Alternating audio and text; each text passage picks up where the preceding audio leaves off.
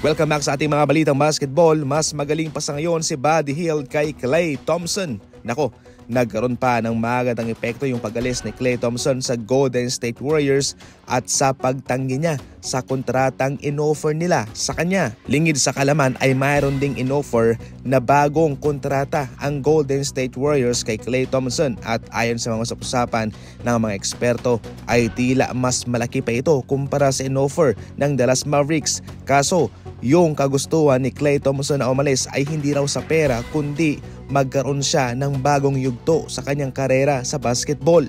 Siyempre, papatunayan niya raw na mayroon pa siyang maibubuga, na mayroon pa siyang maitutulong sa Dallas Mavericks despite sa kanyang naging performance sa Golden State Warriors at sa kanyang huling laban versus Sacramento Kings na wala nga siyang naipuntos. Subalit hindi talaga matatakasan ni Klay Thompson ang realidad na siya'y humihina na at hindi na siya katulad nung dati pa, at yan mismo ang nangyari sa kanya versus LA Clippers kung saan wala nga siyang naipuntos.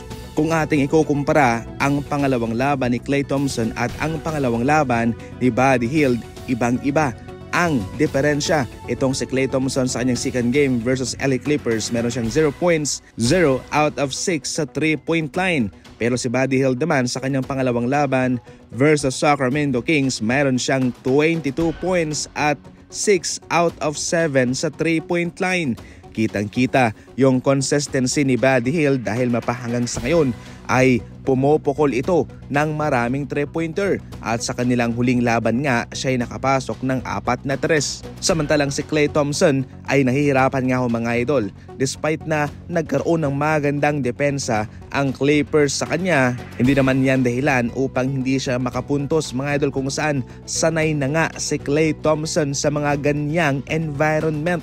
Definitely hindi naman natin sa binubuli itong si Klay Thompson at inilanghong ipagpalagay na baka siya ay nag-a-adjust pa sa ngayon at syempre sa regular season games baka doon na siya puputok Mayroong masamang balita at magandang balita kay Paul George ng Philadelphia 76ers. Sa kakalabas lang na impormasyon, si Paul George ay walang damage sa kanyang kaliwang tuhod na hyperextended mga idol.